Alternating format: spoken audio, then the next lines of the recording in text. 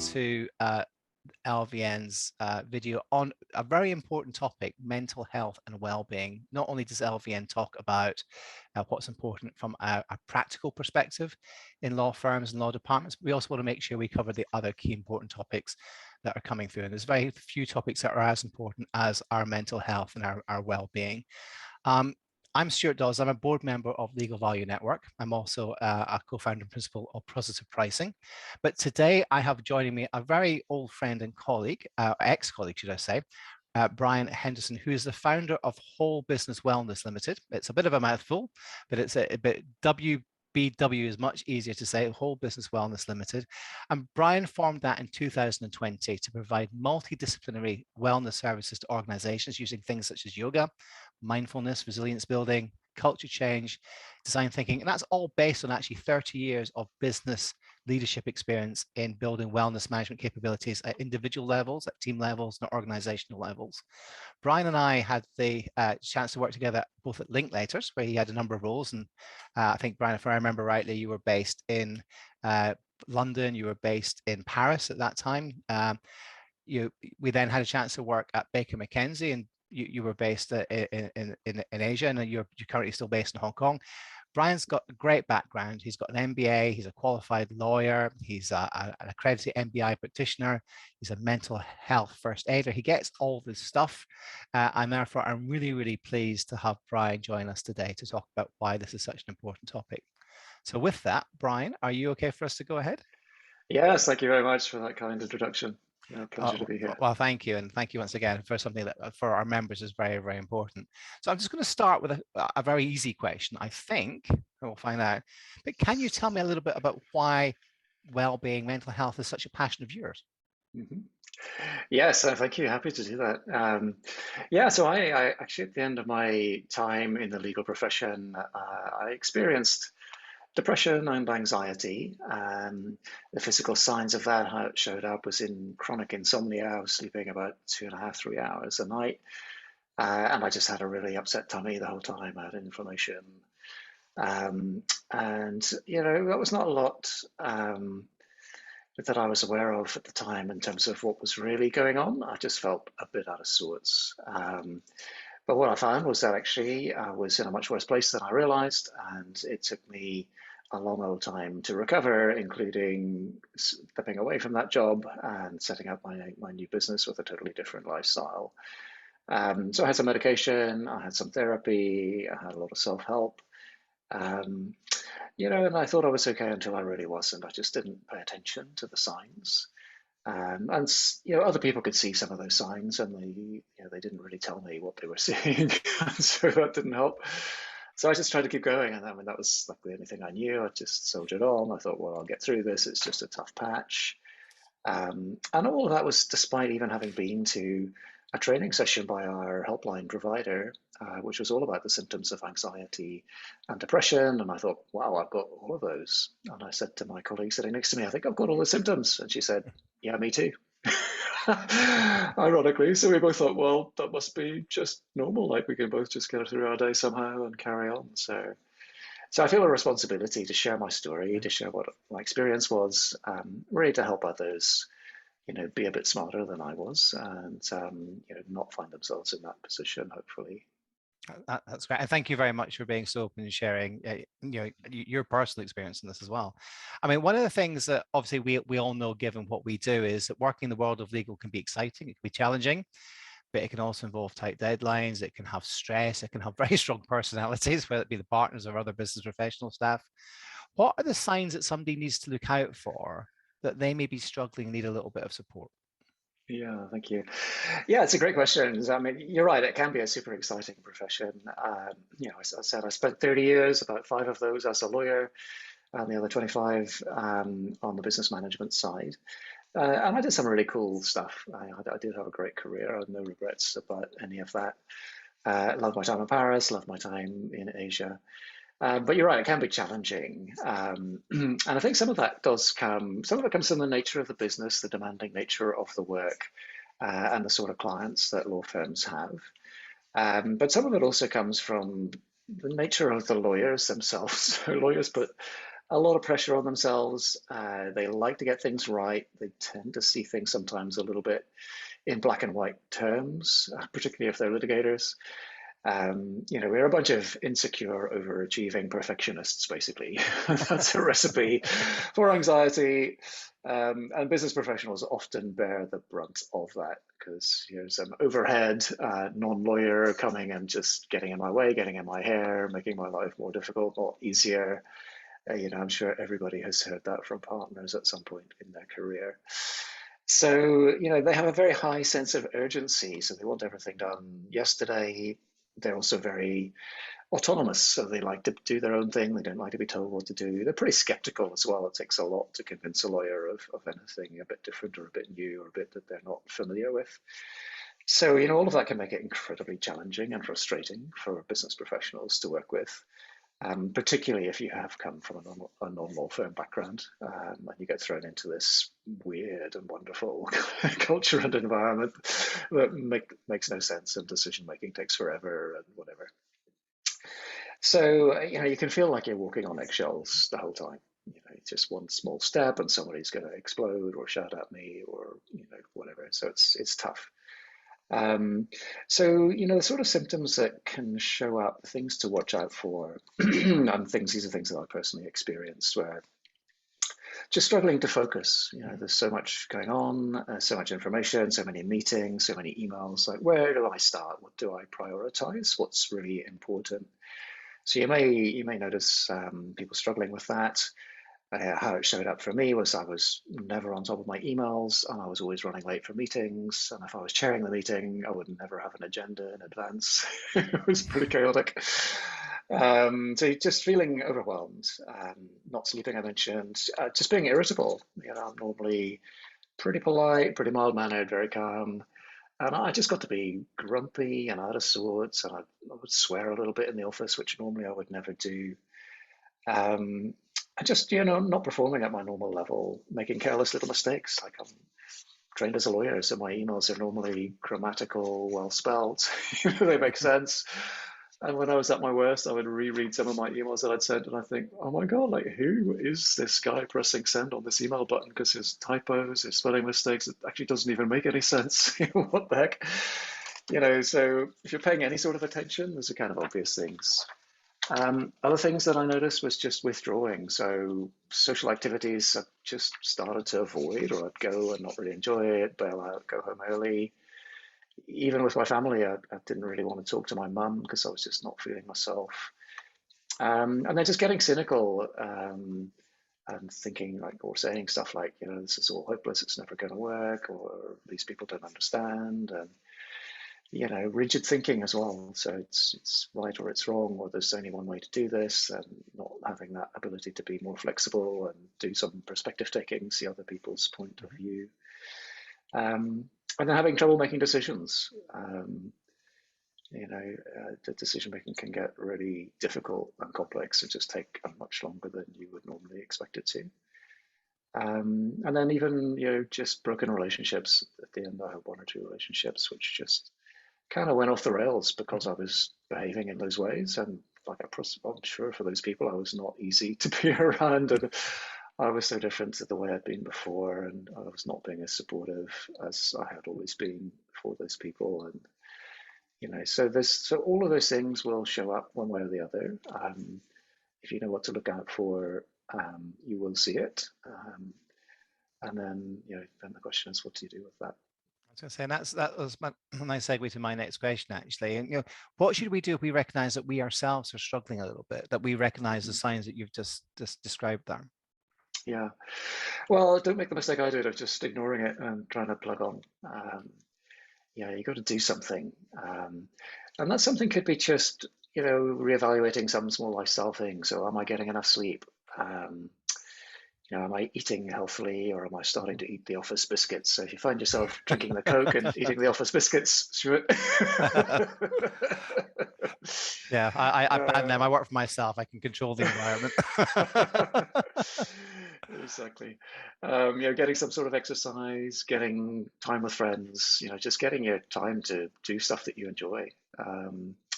Enjoy your hobbies, enjoy reading a book, being with your partner, having a conversation, meditation, yoga, breathing exercises, even stuff that sounds a bit kind of left field for Mhm. most people that work in the legal profession, like gratitude practice. Like just our brain is actually kind of wired to focus on the negative.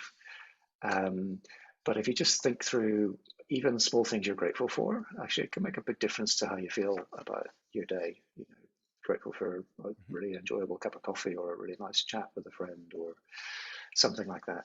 Um, and acts of kindness, so opening the door for somebody or helping an old person get on the bus or giving your Mhm. seat to them on the train. Even those little things, they also just fire up different hormones in your brain that really help lift your mood. So there's a lot of science behind this stuff.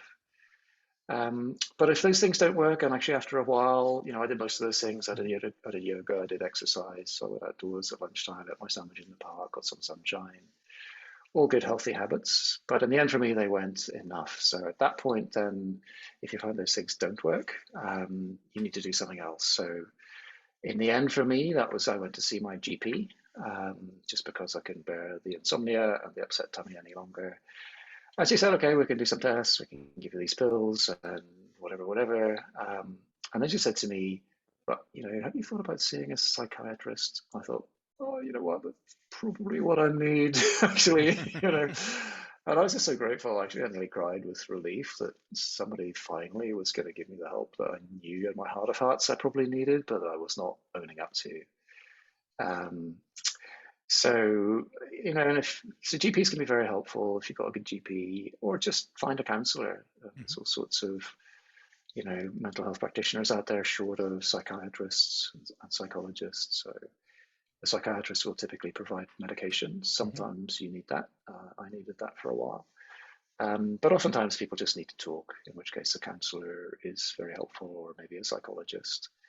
But they tend to be more accessible, a little bit more user friendly. People that use psychiatrists typically say they're not very empathetic sometimes. So, and they don't have a lot of time for you. So they're really focused on what medication do you need, and that's Right. what you're going to typically get from the psychiatrist. So, but if you're not sure, the GP is always a great place to start, and they can guide you That's through great. the different options. Yeah, And I know that for many of us listening who are maybe based in the US, I remember from my time now that I don't think there's such a thing as a GP in the US. Unfortunately, it's a general doctor or something. I think you have to self-diagnose and find where to go. But you know, some great guidance there from Brian. But you know, that's what happens if we're doing it. I've also heard you say in the past that managers matter, and many of Mm-hmm. us in the Legal Value Network have managerial responsibilities. Mm-hmm. What should we be aware of if we're managing teams, and what do we need to recognize if one of our team members is struggling? How can we help Yeah. them?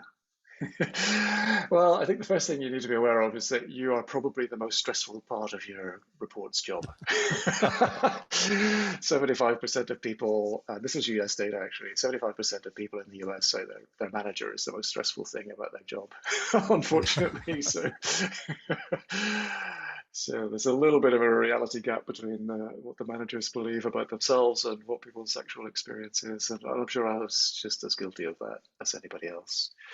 And the research also shows that the manager's emotions and mood are actually very highly contagious or transmissible. So if you're always positive and in a good mood, that tends to be reflected in your team. If you're kind of hostage to your negative emotions and you show that in the workplace, that will also pass on to your team. So how you deal with your own emotions actually is really important. And for me, that's where mindfulness comes in. If you can be aware that, you know, I'm just a bit edgy today, I'm feeling a bit out of sorts, um, and you feel the urge to bang your fist on the table or shout at somebody or fire off an email, you know, if you have some mindfulness practice, you'll notice that and you'll be able to pause and think, you know what, actually, that's not going to be helpful. Maybe I need to do something different. So I would encourage the mindfulness. But also self-care and self-compassion. You know, being a manager is not an easy thing. You know, you've got so many pressures. You've got your deadlines. You've got your deliverables. You've got your bigger boss to be responsible to.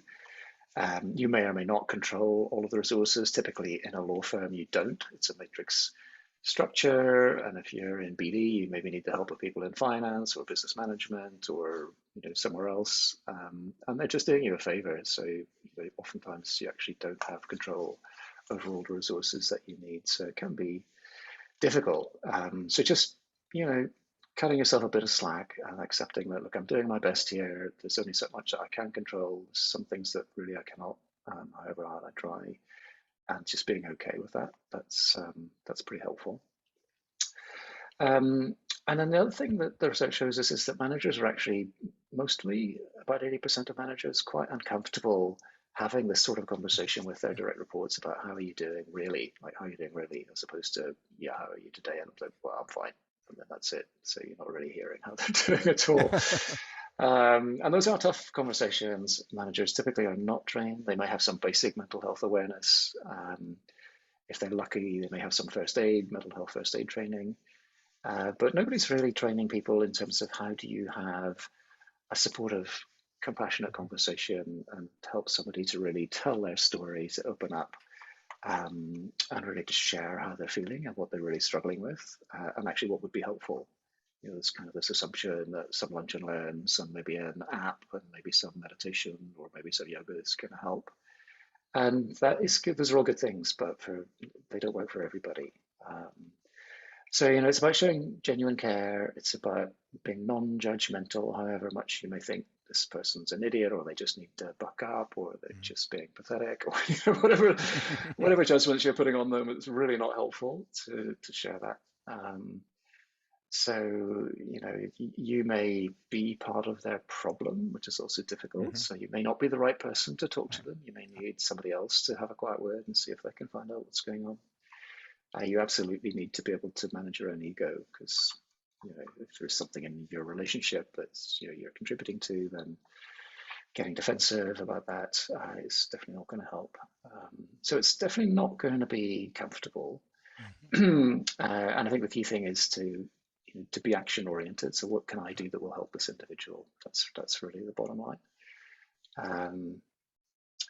And these conversations are tough. So if you find it tough, you may want a bit of support. So you might want to talk to one of your friends or your partner or somebody outside the business about that, without breaching confidentiality, obviously. So, it's not easy stuff, but I think having that kind of conversation, just finding time for it, just finding the time when you're not rushed and you don't have another meeting and you're not thinking about the last 17 emails that you just sent. Yeah, it's tough. And this is one of the most popular training programs that we run is how do you have these conversations? So I bring in actors and we just role play it, show people, actually, this is probably what you're doing. This is probably what it looks like. This is how it feels. When you sit there and just observe that conversation, you can see why that's probably not as helpful as you're intending it to be. And you can see what you need to do differently. And that's really helpful. And actually, again, it's a lovely segue to the next question, which is actually, I mean, you've worked with a number of different law firms, you've been in a number of different roles. I mean, in your experience, how are law firms and law departments? Because obviously we have friends from not just law firms, but the clients of law firms, business providers, technology providers. How are you seeing that they're beginning to try and improve the level of support for those who need it maybe just a little bit more? Yeah, it's a great question. I mean, I'm really encouraged that both legal departments and law firms are putting a lot more effort and focus on this. I think the last 2 or so years with COVID has really brought it home to people that we can all struggle. Again, what the data shows is that the people who struggle the most actually are the under 30s, so millennials and younger typically. They have a lot of anxiety about their future and their role in that and all the rest of it. Here in Hong Kong, we have anxiety about, will I ever be able to afford my own flat and get out from underneath my parents' feet? What's the future That's of true Hong Kong? everywhere. But similar everywhere, exactly. Cost of living keeps going up faster than spending power. So the younger generation particularly struggle. So, I think until very recently, the more senior people and the partners have perhaps not had so many issues because they've had a lot of autonomy, they've had a lot of control, they've kind of got life skills and experience.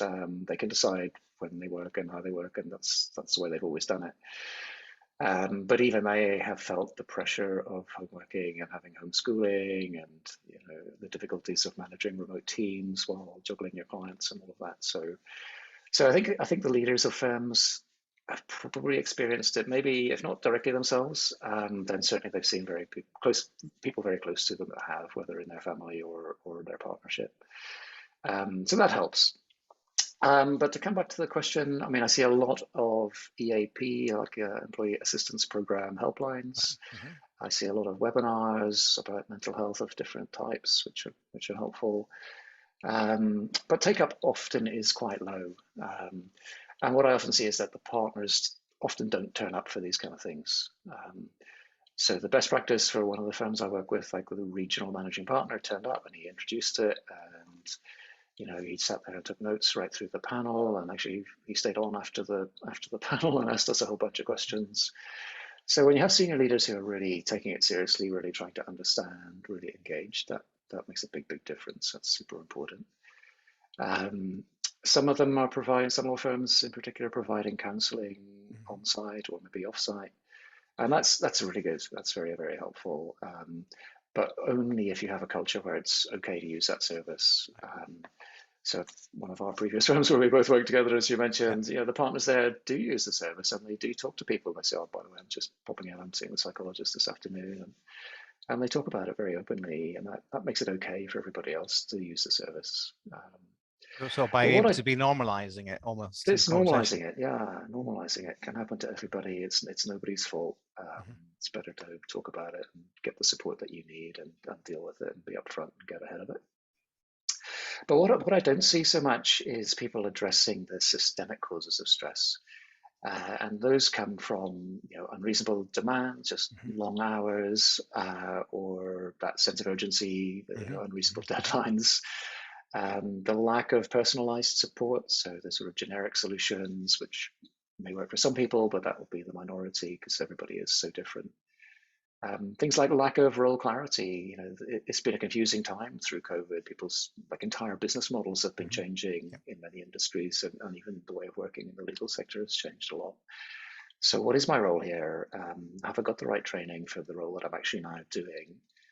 And through all of that change, the way the change is managed is a big factor. So, has it been well communicated? Have people felt like they were part of that change? Did they have a voice? Did they have a say? Were they heard? And then control over the work and how you do it and when you do it. Some lawyers can be kind of micromanaging, and that's going to be stressful for people. And you mentioned difficult, big Mhm. characters, big Yeah. personalities, difficult relationships. That's a factor. So those sort of things actually, we kind of live with them every day. We kind of assume, well, that's just the way it is, so we have to suck it up. But at some point, if we really want to be sustainable and if we want to keep people, particularly that millennial and younger generations, we've really got to address those issues head on.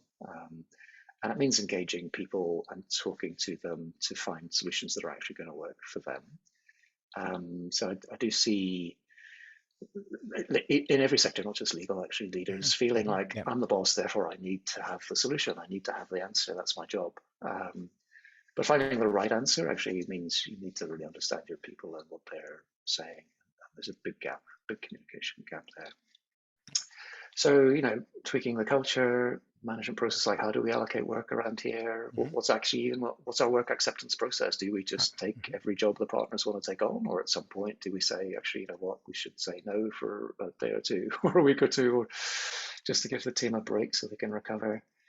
Do we have the right resources? So everybody's stretched really thin. I've seen headcount being cut, Mhm. particularly on the Mhm. business professional side, and lots of people double hatting, and their bosses not even really being aware of the extent to which that's going on. And so people will break eventually unless you address that.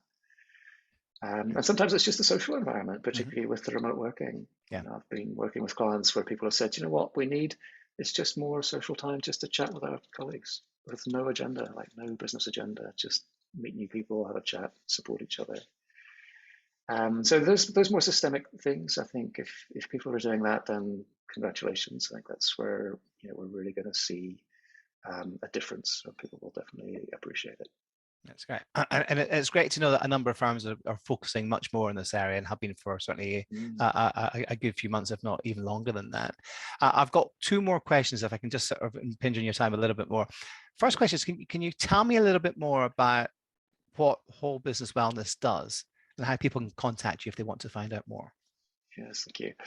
Yeah, so we work across three streams, all related to mental health in the workplace. So the first work stream we have is about raising awareness. So the kind of questions you've been asking me.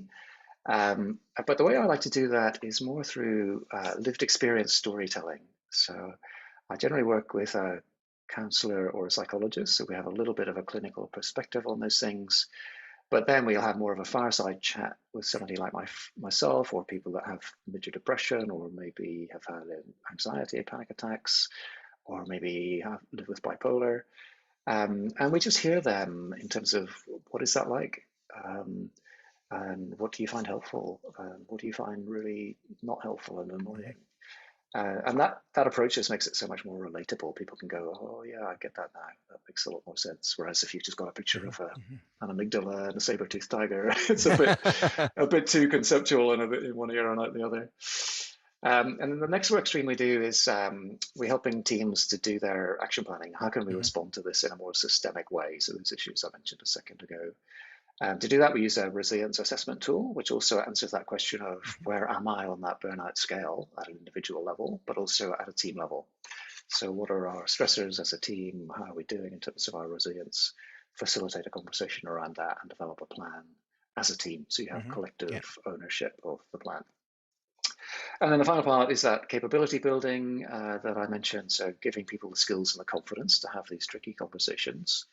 And then also people realize part of their issue might be that they don't have the right sufficient level of psychological safety Mhm. to have those conversations. So however skillful you might be, if people don't feel safe because somehow this might be held against them or their promotion will be held Mhm. back or Mhm. whatever, in some way they'll be affected by even having the conversation. So we help with psychological safety. What does that mean? What does that look like? How do you develop it and sustain it? I mentioned mindfulness, so we're increasingly getting clients asking us, how can you help us just to be Mhm. more mindful? Whether that's about being more mindful of how I'm using social media, how I'm managing my email flow, or how I'm behaving in the workplace, how I'm managing and behaving in meetings, how I'm dealing when I'm given feedback. So how do I avoid getting all defensive and stay focused on what I'm being told, what the key message? And also diversity, inclusion, inclusive leadership. So that's one of the fundamental starting points for psychological safety. Like, is it safe to be me here? Do I belong Mhm. here? Am I being accepted and valued for what I am and for what I bring? Or do I have to just always struggle to fit in? So, like me, I was brought up in Belfast. This is not my accent of origin. so, so one of the things that's called code shifting in the jargon, the code shift I had to make quite early was to speak like an English person because people did not understand my Northern Irish accent, or they made all sorts of Irish jokes and Mhm. called me all sorts of Irish names and stuff like that. So, if people are having to fit in your culture, that's not healthy. Yeah. So that's the sort of work that we do. It's kind of deep work. It's very personal, and that's why I use the experiential approach of, Mhm. of working with people who've been there and done that, and working with the actors, so we can really let people see, oh yeah, that's how that looks, and that's how it feels. It, So it's a lot of fun. The website is the name, mhm. wholebusinessoneless.com. People are very welcome to have a look, and you can find me on LinkedIn as well. Yeah, and I'd highly recommend it. I mean, one of the things I was saying to Brian before we started this recording today is actually Brian is one of the few people who is very good at social media. I'm including ourselves in that. I would just hasten to add, but also provides a lot of really valuable content in LinkedIn. So actually, even if you just want to get the odd snippet of information, please do link into Brian because he has got some fantastic experience. But it sounds like there's loads and loads of things that we need to consider and we need to take into account as part of it. But I'm going to try and distill it into one soundbite at the end, not to diminish everything that's gone before, obviously, but in your experience, what's the one key piece of advice that you would give our viewers, our listeners, our members? Yeah. Well, I think it's very simply summarized for me. It would be if you or someone you know is struggling, just be kind and talk about it. Kindness and talking about it. Those are the two key things. That is absolutely brilliant. I'm sure I've found this fascinating, and I've known you for a number of years, and I didn't know half of the things that you were telling me about, your personal situation and obviously how to best address that. Hopefully, those of you who are listening or viewing it in a different context take things away from this. Please do reach out to Brian. He is a fantastic resource. We're very lucky to have taken some of his time today. Got any questions? It's such an important topic. We can't be ignoring it. And hopefully you'll see more from the Legal Value Network on this theme. And hopefully we'll have a chance to see Brian again and continue the conversation. So Brian, from us to you, Thank you so much indeed for sharing your My experience and pleasure. your background. Thank you. My pleasure. Thank you for having me on the show.